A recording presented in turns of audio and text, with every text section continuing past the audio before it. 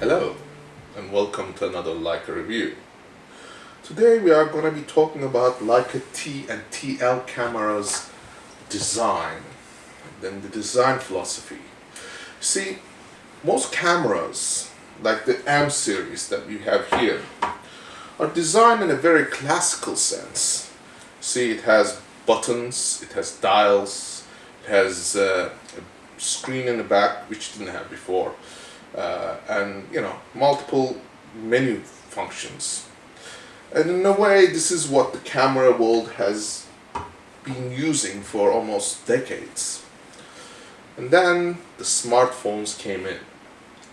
Smartphones in itself were just simple cameras that people could use to capture images on a daily basis and share them on social medias and with friends. But what has happened, the quality has improved, in a way replacing the lower compact or point and shoot cameras. And the camera world had fallen behind, especially in the professional series of cameras, and as a result have been only useful for those who use it for professional reasons or avid photographers. Of course, the gap between the technological advancements in the smartphones were later on transferred with almost a decade difference in time to the newer cameras. For example, the touchscreen, which had only been available for smartphones, are now appearing in cameras. One of those cameras is the Leica T and the TL. See, this camera has a touchscreen on the back and no buttons. What that results is an operation very much like a smartphone, yet the menu is designed in a way that is very customizable. The way you would do it on your Apple phone or a smartphone like Samsung, by customizing your menu to the ones that you use most and perhaps deleting the ones you don't use. In a way, you can set up your favorites in this camera and use it, and they are easily accessible with the touch of a screen button. And beyond that, this camera features what we call the touchscreen autofocus. So when you have the subject in focus, you can pull the focus to another direction by simply tapping on the screen. What this results is autofocus with the touch screen function, very much like the smartphones today.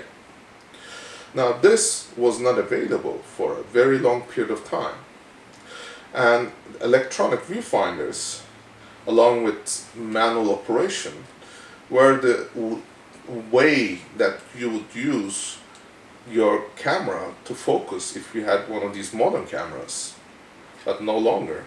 You could look in the back and use this screen the way you would use your iPhone or Samsung, and just tap on the screen to capture it in focus.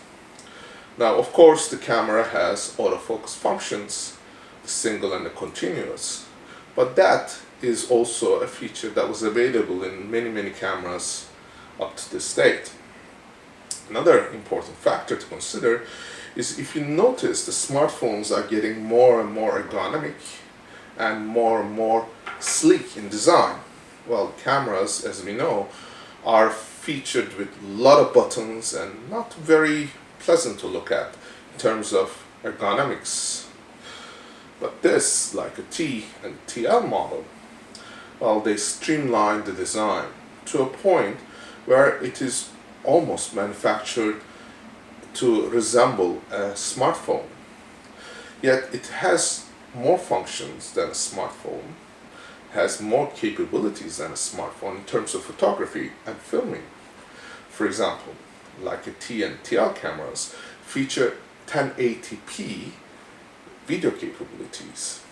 Now, what that means is you can capture HD quality, and without having to put it on post-production software to make sure the colors can be appropriately adjust it to the circumstances, you can have pretty much already adjusted colors and grading straight out of the camera. What that means is you could take it and share it with your friends on social media.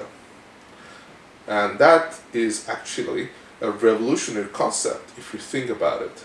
Because up to this date, if you wanted to have really good footage, well, you had either the smartphones, which didn't offer the excellent quality, especially in low light, or the professional cameras, which required that you had to go home, download it to your computer, and had to work on it. So now we have this option. Well, the good part, of course, is having that flexibility to use or capture video. But what it doesn't have is the ability to color correct it.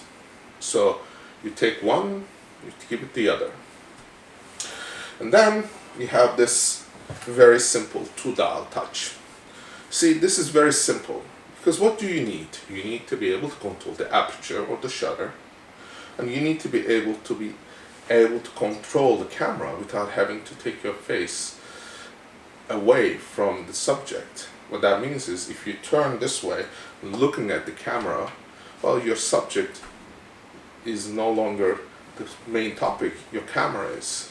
And that's why it was very important in the old days to be able to know where each button was, so that you could change the aperture or the settings without having to take your eye off the viewfinder. Here, very simple. You look at it, the exposure is very simple. It automatically shows on the live view. So you twist, turn the other way, boom. You got it captured. The aperture setting has a dial, and the shutter has the shutter speed. Simple as that. And if you want to go all fully automatic, well, it has the function to go program. And that's one of the beautiful things about it. Now, of course, the modern cameras are having more and more what we call the stabilization function. Stabilization is very, very important because, as you know, when the low light circumstances happen at nights or on situations where the light is less than ideal, well, then what happens is you lose quality and you get blurry shots. Well, the cameras that offer stabilization allow you to shoot photographs even when the low light circumstances are present. What that means is, instead of having to adjust the ISO and introduce more noise, you are now able to shoot at a slower speed, yet not have to push the ISO numbers up. So in a way, you are able to capture photographs of greater quality without having to sacrifice much of the functionality of the camera.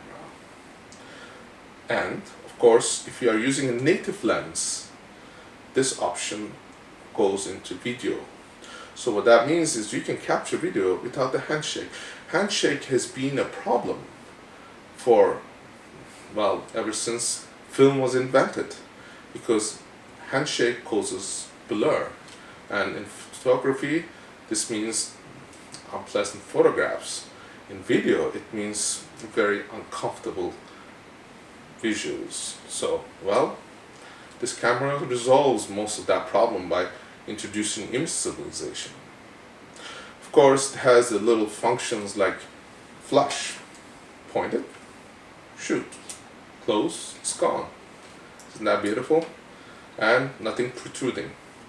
Of course, if you have everything under control, what you would need is, if you are going to use this on a very fast basis, you could actually import your photos into your smartphone and share it with the world. That's done through Wi-Fi connectivity, which is something that most cameras will eventually have to have. Although the file sizes are larger, the JPEG files, which are the smaller versions, can instantly be shared on smartphones and social medias. What that does is, you see, if you are to blow up the picture onto your computer screen, or you want to print it, then you need higher quality. But if you shrink it down to a very small size, what will happen is that even if it's out of focus, it will look like it was beautiful, and that it was free of noise, because the size does matter in terms of the image. So if you're looking at on your smartphone, the size is so small that even the very badly shot photographs can look amazing. In fact, with a lot of the applications that are available to correct some of the shortcomings of a photograph and posting it on social media, is being resolved. So for that very reason, it is important to have this function, whether you use it or not. Well, as a professional, you might ask, how would you like to use this camera? Well, this camera is compact. It doesn't scare people off. And that's one of the reasons I like taking this camera along. In fact, on my last trip to Asia, I used this camera exclusively to capture photographs that are now published in the book. And it's available on eBay, Amazon, or iBooks. But what's important is this camera gives you the ability to capture images that are high quality in the same tradition as what Leica has been producing, except one little drawback. It's not a full frame. It's an APS-C sensor. Well, APS-C sensors are important because if you look at the other camera manufacturers, they have kept the APS-C lineup of cameras in their camera selection because they know that, first of all, it's very affordable. Second of all, it affords the ability for smaller size cameras, like for example the Fuji, their mirrorless collection. Their cameras are wonderfully suited to do photography in various circumstances because it's compact size, and that's attained by simply lowering the price by using cheaper sensors and also by reducing the weight. Of course, if you go up in price, there are of course cameras like the Leica Q, which offer many options, but it's a fixed lens, so that means you only have 28 millimeters. Or you can go to Sony RX1 or RX-R2, which are 35 millimeter, but they are both fixed. This one has interchangeable lens. What that means is you can put a variety of lenses from the M lineup onto this camera and use it. In fact, their native lenses are incredibly sharp. The 35 millimeter, which works out to be at 52.5 millimeters, is an incredibly versatile lens to use as a 50 millimeter. On the other side, you can use a 60 millimeter macro as a photography portrait lens or a macro lens with incredible versatility. What there is a problem of is the fact that the smaller size introduces issues in terms of low light capabilities, which can be altered and compensated with by the use of Lightroom, other softwares that can remove some of the noise or help to adjust the image. Which brings me to the next point. See, Leica is smart. They know that the physical limitations of a lens introduces problems that can only be resolved by using higher quality material. But even then, the engineering and physics only allow a certain amount of correction within the lens. The most of it can also be done in post-production. What that means is, if you take the image and you put it into your computer, you can remove some of the barrel distortion, you can remove some of the color fringing, or what we call the achromatic aberration. In fact, you can remove most of the problems that are associated with RAW images. That's why we shoot RAW or the DNG format, so that we can make these adjustments. And this is the current technology, and we should use the technology. But here, what has happened is that the lens technology automatically communicates with the body, causing the company to design softwares that automatically corrects distortion or various little shortcomings that the lens may introduce. So in a way, what they have done is that they have corrected your photographs for you. Well, you might ask, what if I don't want my photographs to be corrected? Well, I'm sorry, that's not an option, especially with this camera, because what they say is when your camera has a certain lens, we know what that picture is supposed to look like, and we will do the corrections for you. On the other hand, when you put a non-native lens, like a Voigtlander, well, then the camera will confuse, will not know how to do the corrections. In that manner, you are going to do things manually, which at times can be challenging. But as you use this camera, you'll realize that those shortcomings can easily be overcome by a little bit of research and knowledge. And finally, I want to mention that this camera, with its lightweight and beautiful design, will be an item that you would want to own for a long period of time, because most likely, because of its nature of design, will one day probably end up in a museum. And I hope this has been an informative review, and I look forward to having you on my next review. Please do remember to sign up for our workshops, for our reviews, and more importantly, our YouTube channel, because we are going to be putting out videos on Leica products and cameras and lenses just about every week. Thank you for watching.